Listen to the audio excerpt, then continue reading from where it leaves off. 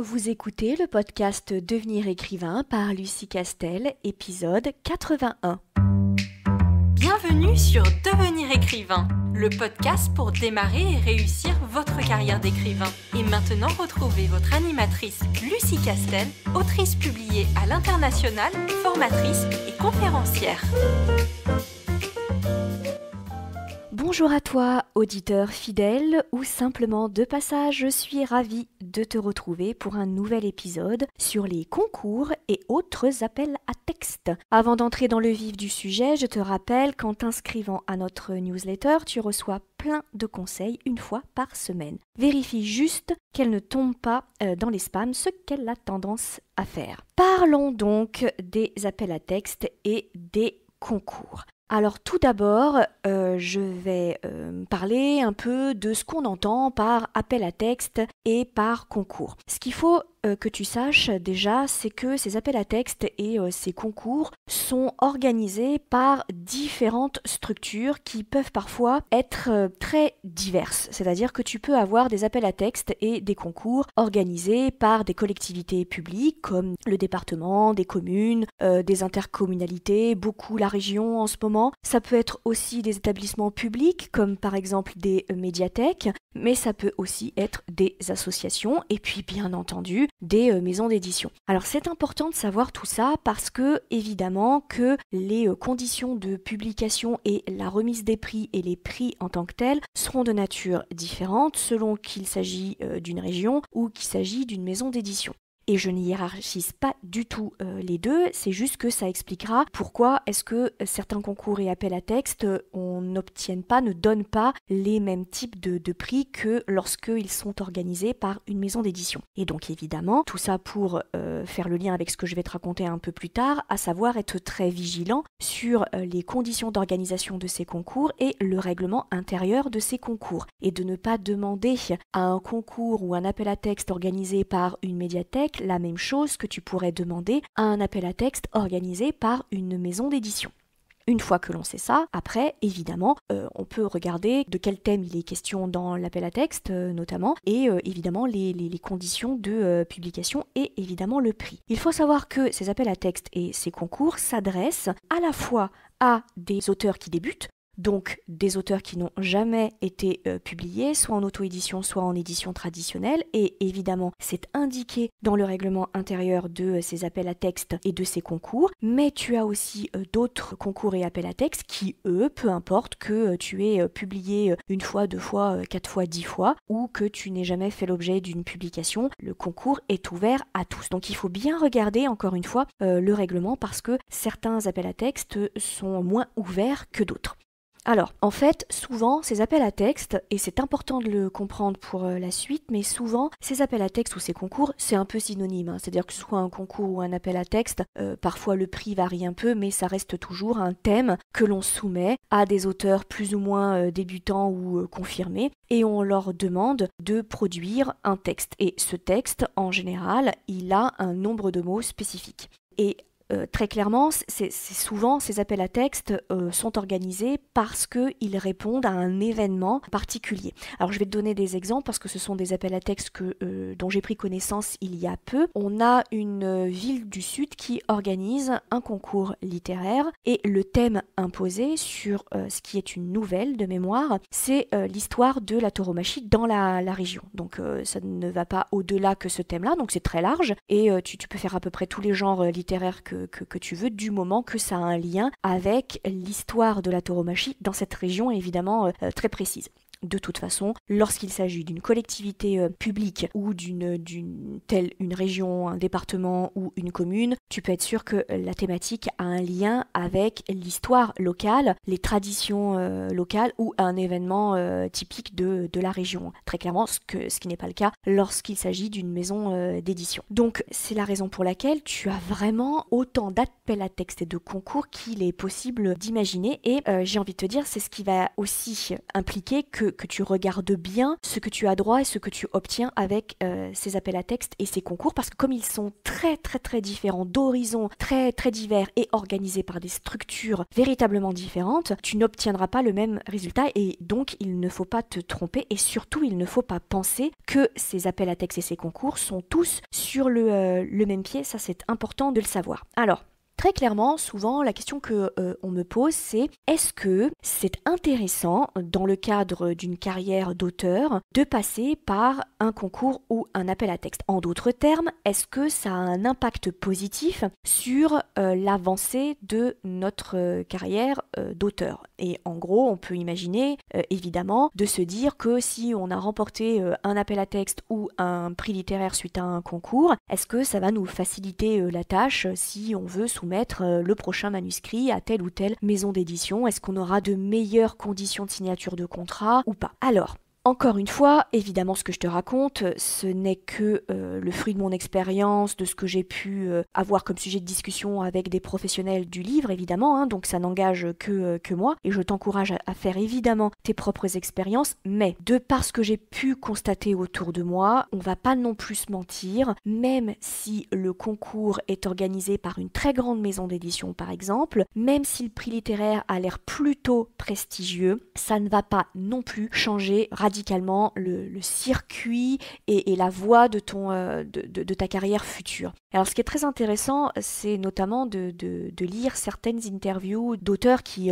évidemment maintenant sont à un stade de leur carrière très, très avancé, et je pense notamment à un auteur comme Fred Vargas qui au tout début de sa carrière, il me semble que c'est son premier ou son deuxième roman, je ne sais plus, mais enfin c'était vraiment au tout début de sa carrière d'auteur, a remporté un prix littéraire. Ce livre-là a très bien marché parce qu'on le verra un peu après. Lorsque tu remportes un prix littéraire suite à un concours ou un appel à texte, évidemment que on va te mettre en avant puisque c'est dans le cadre d'une opération marketing très spécifique autour d'un thème ou autour d'une maison d'édition particulièrement. Donc on va te mettre en avant. En fait, on va plutôt mettre en avant le roman qui a remporté l'appel à texte ou le prix littéraire. Donc il y a eu un coup de projecteur sur ce premier ou ce deuxième roman, et donc elle a bien vendu. Et alors ce qui est intéressant de savoir, surtout qu'elle n'est pas la seule, c'est qu'elle raconte avec beaucoup d'humour que suite à quoi plus personne ne voulait la signer. En fait, elle a eu énormément de mal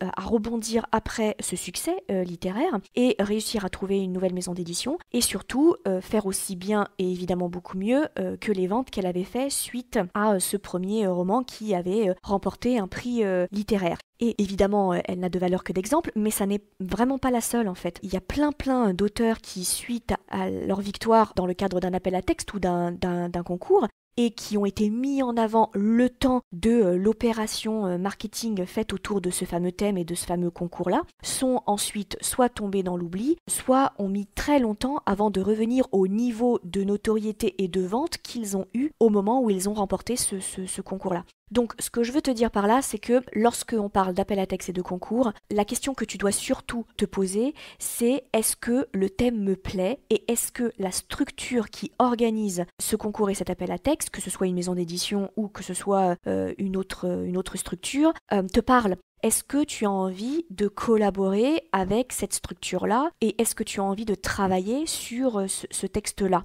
C'est ça qui est vraiment important de savoir et toi seul peux répondre à cette question-là et il n'y a pas de bonne ou de mauvaise réponse. Simplement, il ne faut pas que tu surinvestisses l'expérience que tu vas avoir sur cet appel à texte et ce concours-là et soit te dire si jamais tu ne gagnes pas, mon Dieu, je n'y arriverai jamais, je ne me ferai jamais remarquer par une maison d'édition et je ne signerai jamais, et au contraire, si tu gagnes, de profiter de cette victoire-là, mais de ne pas être trop déçu si ça ne se transforme pas ensuite. Parce que ce n'est pas le but de cet appel à texte et de ces concours-là, et il ne faut pas leur demander ce qu'ils sont incapables de te donner. Alors, en quoi ça peut être intéressant de participer à ces concours et ces appels à texte? Alors moi, j'y vois vraiment un intérêt, et cet intérêt, c'est d'être obligé de travailler avec des contraintes. Très clairement, lorsque tu décides de participer à un concours ou un appel à texte, tu as à minima une contrainte de thème, même si le thème est hyper général, hein, bien sûr. Parfois les thèmes sont beaucoup plus précis. Et tu vas travailler, évidemment, et ça c'est sûr, avec une contrainte de temps et une contrainte de nombre de mots. Et souvent, ce n'est pas particulièrement des choses que toi tu as l'habitude de t'imposer. Surtout si tu fais partie de ces auteurs débutants qui travaillent sans vraiment de méthode, sans vraiment de rituel, qui a l'habitude plutôt de se laisser porter sans trop réfléchir. Et bien sûr que si tu écoutes ce podcast, si tu suis mes masterclass, tu sais que ce n'est pas une solution pérenne que de travailler sans aucune méthode d'écriture. Ça, c'est une évidence. Mais par contre, entre le fait de savoir qu'il faut mettre en place une méthode d'écriture qui t'est propre et le faire réellement, il peut y avoir une grosse marche. Moi, je sais qu'au tout début de ma carrière, j'ai eu beaucoup de mal à apprivoiser une méthode. Et j'ai eu beaucoup de mal au départ à me sentir convaincue par le biais fondé d'une méthode. Alors évidemment, maintenant, avec le recul, je me dis, mon Dieu, mais j'ai tellement perdu de temps. Si j'avais su à quel point ça fonctionne, cette méthode, à quel point c'est souple en réalité et à quel point ça ne tue pas notre créativité et notre spontanéité de plume, évidemment que j'aurais expérimenté ça bien avant, mais il n'empêche que pendant un temps, moi je faisais partie de ces auteurs qui disaient oui, mais moi j'aime pas l'organisation, je fonctionne mal sous la contrainte, etc. etc. Et j'ai mis vachement de temps avant de tester des méthodes d'écriture. Là, clairement, avec un thème imposé et un délai imposé, tu vas être obligé d'avoir un rituel d'écriture et une méthode d'écriture, ne serait-ce que parce que comme ça n'est pas un thème qui sort de toi, qui sort de tes tripes, tu vas être obligé de te poser et de réfléchir et de cadrer ton récit. Et du coup, ça peut être une excuse très efficace de tester, d'expérimenter le rituel et la méthode d'écriture sans que ça te heurte trop, sans que ça heurte trop ta sensibilité. Pourquoi ? Parce que, encore une fois, le thème qui t'est imposé, ça n'est pas un thème qui t'est vraiment très proche. C'est pas forcément un thème qui t'obsède depuis plusieurs mois, depuis plusieurs années, qui a énormément de sens pour toi compte tenu de ton histoire, ta sensibilité, etc. Alors je ne dis pas que tu ne dois pas te sentir connecté à ce thème imposé par le concours ou l'appel à texte, évidemment, parce que si tu ne sens pas de connexion avec ce thème, ça va être compliqué de produire un texte de qualité. Mais ça n'est pas, c'est quelque chose qui est moins personnel évidemment puisque c'est quelque chose qu'on t'impose et du coup tu peux te permettre de prendre un peu plus de recul, de mettre un peu moins d'affect dans le travail d'auteur que tu vas réaliser et donc de pouvoir expérimenter des choses qui te paraissaient un peu compliquées à mettre en place jusque-là. Et donc dans ce sens-là, travailler avec une contrainte, je pense qu'intellectuellement, dans le cadre du métier d'auteur, c'est quelque chose qui peut être très enrichissant. Je pense aussi à une autre chose très importante, c'est que ces appels à texte et ces concours portent indifféremment sur la technique des nouvelles ou la technique des romans. C'est-à-dire que selon le nombre de mots, il y a beaucoup d'appels à texte qui portent sur des nouvelles et tu en as d'autres qui portent sur des romans. Alors là, souvent, on me demande, est-ce que quand on a peur de ne pas arriver au bout de l'écriture d'un roman, est-ce que du coup, on se faciliterait pas les choses en s'entraînant avant, en écrivant des nouvelles ? Et par exemple, si on réussit brillamment plusieurs nouvelles, est-ce que du coup, ça va pas nous faciliter le passage à l'écriture, plus longue évidemment, du roman ? Alors là, j'ai envie de te répondre, malheureusement, non. Et pourquoi est-ce que je te donne cette réponse ? C'est parce que la technique narrative de la nouvelle est complètement différente de la technique narrative du roman. Et ce n'est pas parce que tu as compris comment fonctionnait la technique narrative d'une nouvelle et que tu excelles dans cet exercice-là que du coup tu vas exceller du premier coup dans l'écriture de ton roman parce que tu n'abordes pas l'écriture, la mise en scène, l'organisation, le déroulé d'un roman comme tu aborderais la même chose mais pour une nouvelle. Et d'ailleurs, souvent, beaucoup d'auteurs, dont moi par exemple, te disent qu'ils maîtrisent la façon d'écrire un roman, la technique narrative d'un roman, mais alors que par contre, ils sont complètement paumés dès qu'il s'agit d'une nouvelle. Moi par exemple, dans mon cas, je suis très mauvaise dans les nouvelles. J'adore cet exercice-là, j'adore en lire. Je trouve que c'est une écriture un exercice d'écriture extrêmement intéressant et exigeant, mais c'est clairement pas mon domaine de prédilection et c'est clairement pas un domaine dans lequel j'excelle en fait. Et je ne suis pas la seule, hein. Il y a pas mal d'auteurs qui sont exactement comme moi. Mais ça ne veut pas dire que écrire une nouvelle, même si ça va pas forcément nous débloquer ou faire en sorte qu'on écrive du premier coup en très peu de temps un roman, ça ne veut pas dire que c'est pas intéressant en soi comme exercice. Je pense que en tant qu'auteur, se forcer de temps en temps à sortir de sa zone de confort, ça peut être très enrichissant et surtout ça peut nous permettre de faire un peu autre chose parce que l'écueil d'un romancier qui en est à son 4, 5, 6, 7e, 20e roman, c'est de toujours appliquer la même méthode et de faire des choses qui sont un peu redondantes. Et donc je pense que c'est important pour s'oxygéner un peu l'esprit et pour enrichir sa plume, et de s'essayer à autre chose, un autre genre littéraire par exemple, qu'on n'a pas l'habitude du tout de maîtriser, ou un autre format d'écriture tel que la nouvelle ou la novella. Alors la nouvelle, c'est 2000-3000 mots, la novella c'est un petit peu plus gros et jusqu'à 50 000 mots, en général c'est 40 000, et dès qu'on passe 50 000, on tombe dans la définition du roman. Donc c'est quelque chose que tu dois garder en tête. Bref, tout ça pour te dire que, en gros, ne stratégise pas trop le fait de participer à un concours ou à un appel à texte parce que tu risques d'être déçu. Par contre, si c'est quelque chose que tu as vraiment envie de faire parce que c'est ta région de naissance, par exemple, et que c'est important pour toi de participer à cette région-là, ou parce que le thème vraiment te botte, il faut pas du tout hésiter. De la même façon, on va pas se mentir, si l'appel à texte et le concours est organisé par une maison d'édition, tu vas nécessairement avoir une relation déjà privilégiée avec un interlocuteur qui fait partie de cette maison d'édition, puisque si tu remportes le concours par exemple, il va travailler avec toi sur ton texte et ensuite le publier. Donc évidemment que si tu as un autre projet de manuscrit qui peut les intéresser, tu vas avoir une relation un peu privilégiée en leur disant si j'ai remporté cet appel à texte et qu'a priori vous considérez que ma plume elle entre dans vos critères de sélection, et donc justement je travaille sur un autre manuscrit et tu vas pitcher. Il n'y a pas de garantie, aucune, mais tu as une porte d'entrée. Donc ça peut se réfléchir comme ça, même si encore une fois, ne stratégise pas trop ces appels à texte et ces concours. En tout cas, c'est pas le but de ces appels à texte et de ces concours-là. Ensuite, je voudrais aborder avec toi le fait qu'il faut vraiment que tu sois vigilant quand tu décides de soumissionner à un concours ou un appel à texte aux conditions du prix que tu vas recevoir. Bref, au règlement intérieur de ce concours. Et alors là, je vois encore trop souvent passer des concours ou des appels à texte. Et alors ce qui est fou, c'est que c'est souvent organisé par des maisons d'édition, donc par des professionnels de la publication quand même, et qui sont extrêmement vagues sur les conditions du prix que tu vas recevoir et les conditions de publication. Et c'est quand même un peu gonflé parce que derrière, même si encore une fois c'est un concours et un appel à texte, on est bien d'accord que derrière, quand tu remportes ce concours, ça débouche sur une relation contractuelle entre la structure qui a organisé le concours, maison d'édition, association ou médiathèque, et puis toi en tant qu'auteur. Encore une fois, même si tu n'as rien publié avant, du moment que tu remportes un prix littéraire ou un concours ou un appel à texte, tu es considéré comme un auteur professionnel. Donc c'est deux structures professionnelles qui se rencontrent et qui du coup vont signer un contrat, quand bien même c'est suite à un concours ou à un appel à texte. Du coup, ça veut dire qu'il faut quand même que tu saches ce qu'on va faire de ton texte. Par exemple, il faut que tu demandes et que tu vérifies qu'est-ce que tu cèdes comme droit. Est-ce que tu cèdes uniquement les droits papier? Est-ce que tu cèdes uniquement les droits numériques? Est-ce que tu cèdes les deux? Est-ce que tu vas céder le poche ou le grand format? Est-ce que tu vas céder tes droits audiovisuels?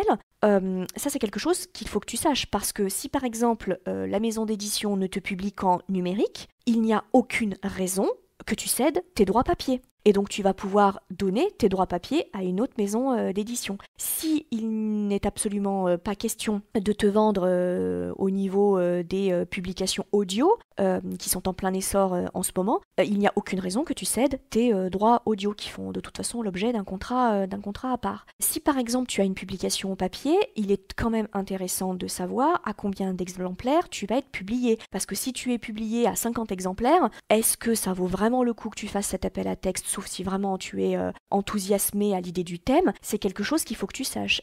Combien tu vas toucher au niveau de tes droits d'auteur. Tout ça, il faut que tu le saches en fait. Et soit tu le vérifies dans le règlement intérieur du concours, soit si ce n'est pas indiqué dans le règlement intérieur du du concours, il ne faut absolument pas hésiter à envoyer un message. En général, tu as un mail de contact, donc il ne faut absolument pas hésiter à leur poser la question parce que, encore une fois, c'est important. Et encore une fois, il faut en finir avec cette psychologie qui a tendance à être un peu déséquilibrée entre éditeur et auteur et de se dire, mon Dieu, je suis déjà tellement contente d'avoir passé les sélections, je suis déjà tellement contente d'avoir remporté le prix que je vais pas poser plus de questions que ça parce que c'est déjà tellement un miracle d'avoir remporté le prix littéraire, on verra plus tard. Non, on verra pas plus tard parce qu'encore une fois, il s'adresse à un professionnel et donc ce n'est pas parce que tu poses quelques questions sur qu'est-ce que vous allez faire de mon roman une fois que j'aurai gagné que ça va faire de toi un mauvais participant ou que ça va diminuer tes chances de remporter le concours. Donc c'est vraiment important parce que le problème c'est qu'une fois que tu signes et que tu as envoyé ton manuscrit,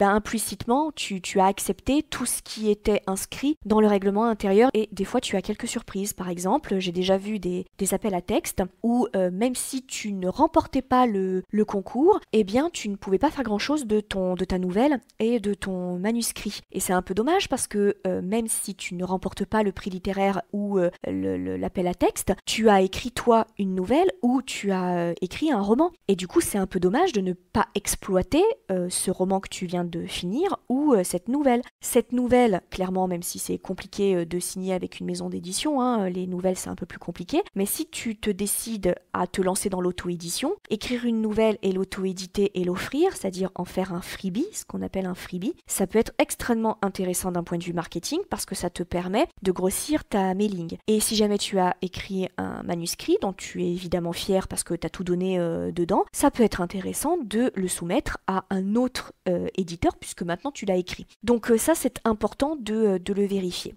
Voilà ce que je voulais te dire sur ces appels à texte et ces concours. Et donc si je devais le résumer en une phrase, c'est laisse-toi porter par ton envie, mais ne surinvestis pas trop le résultat, positif ou négatif, de cet appel à texte et de ce concours-là. Il n'est absolument pas utile d'en passer par ce concours et cet appel à texte pour faire une belle carrière et pour obtenir le contrat qu'on veut auprès de la maison d'édition qu'on veut. Simplement, il faut que tu te laisses porter et surtout, je ne cesserai jamais de le dire, il faut que tu sois très vigilant sur les clauses et les conditions de ce concours et de cet appel à texte parce qu'il y a un peu tout et n'importe quoi qui est publié chaque année sur Internet et c'est pas forcément par malveillance de la structure qui organise l'appel à texte, mais c'est parfois par totale méconnaissance, notamment quand on travaille avec une association ou avec une collectivité ou une médiathèque. Des fois ils ne sont pas forcément toujours au courant des droits des auteurs, donc il faut être vigilant là-dessus. Et enfin, je termine en te disant que il y a des sites internet qui sont spécialisés dans le recensement de ces appels à texte et de ces concours. Alors soit tu peux faire une recherche appel à texte par genre littéraire, par exemple appel à texte de l'imaginaire ou appel à texte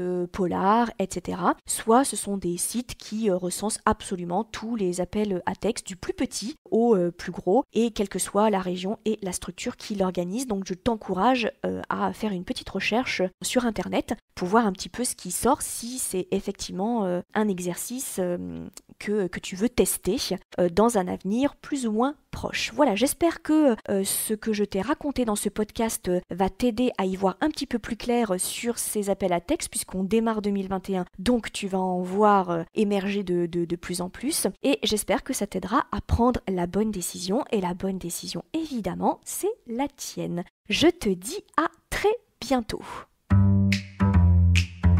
Si tu veux écrire un roman qui aura les qualités recherchées par les éditeurs et par les lecteurs, tu dois rejoindre Devenir écrivain projet best-seller. C'est la formation à distance la plus complète et la plus personnalisée pour t'aider à aller au bout de ton projet de roman.